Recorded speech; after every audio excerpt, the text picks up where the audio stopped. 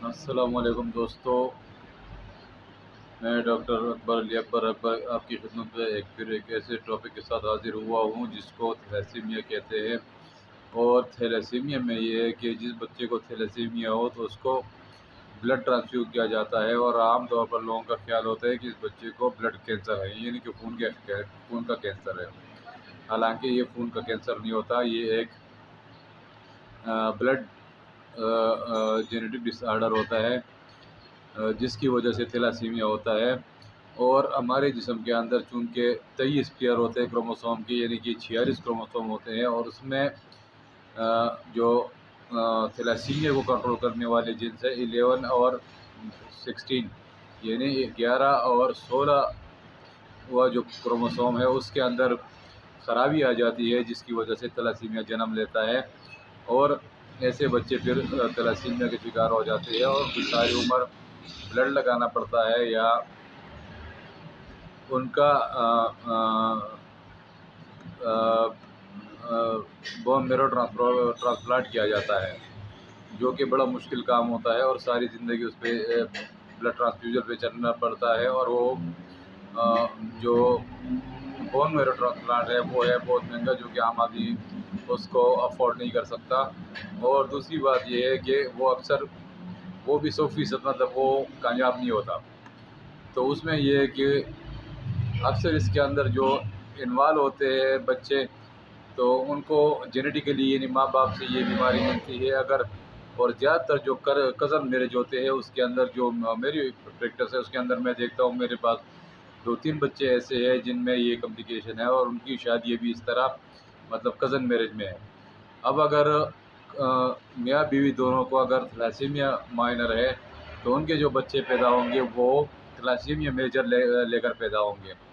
اگر دونوں میں سے ایک کو تھیلیسیمیا ہو، میاں بیوی میں سے ایک کو ہو، تو پھر بعض بچے نارمل پیدا ہوں گے اور بعض بچے تھیلیسیمیا لے کر پیدا ہوں گے۔ تو اس میں پھر یہ ہے کہ ساری عمر ان کو بلڈ ٹرانسفیوژن کرانا پڑتا ہے، یا اگر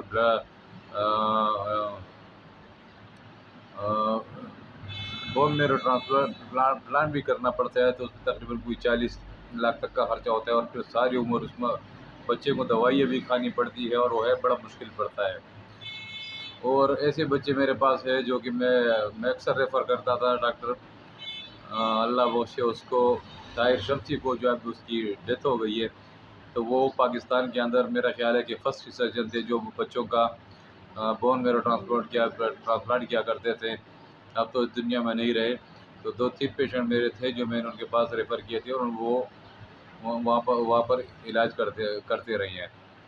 تو اب ہومیوپیتھی نے اتنی ترقی کر لی ہے کہ ہمارے یہاں بھی جو سینئر ڈاکٹر ہیں وہ جو ریسرچ کرتے ہیں ہر وقت، پروونگ کرتے ہیں اور ری پروونگ کرتے ہیں دوائیوں پہ، اور ریسرچ میں بھی لگے رہتے ہیں۔ تو انہوں نے بھی کافی مطلب وہ کلیم کرتے ہیں کہ ہمارے پاس ایسے بچے آج کل صحیح ہو رہے ہیں جو تھیلیسیمیا کے شکار ہو، کیونکہ ہمارے پاس بھی ایسی میڈیسن ہے جو کو ڈی این اے کو وہ ارتعاش اس کے اندر پیدا کرتے ہیں، اسٹیمولیٹ کرتا ہے، اور اس سے یہ بیماری کافی حد تک کچھ بچوں کے اندر صحیح ہو گئی ہے۔ یعنی ہمارے پاس نیک پوائزن ہے، پلانٹ پوائزن ہے، اور کیمیکل پوائزن ہے۔ تو یہ دوائیاں ایسی ہے کہ جو ڈی این اے کے اندر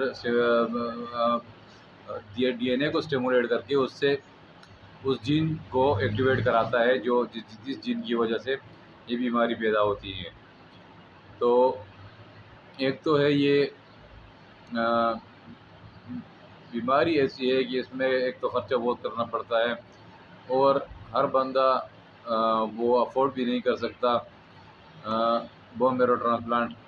اور اگر بون میرو ٹرانسپلانٹ نہ بھی کرائے تو ساری عمر پھر بچہ اس پہ بلڈ ٹرانسفیوژن پہ رہتا ہے، اور جیسے جیسے بچے کی عمر بڑھتی جاتی ہے تو پھر اس کو بلڈ کی ضرورت زیادہ ہوتی جاتی ہے، اور عمر کے حساب سے پھر بلڈ زیادہ لگتا ہے اس کو۔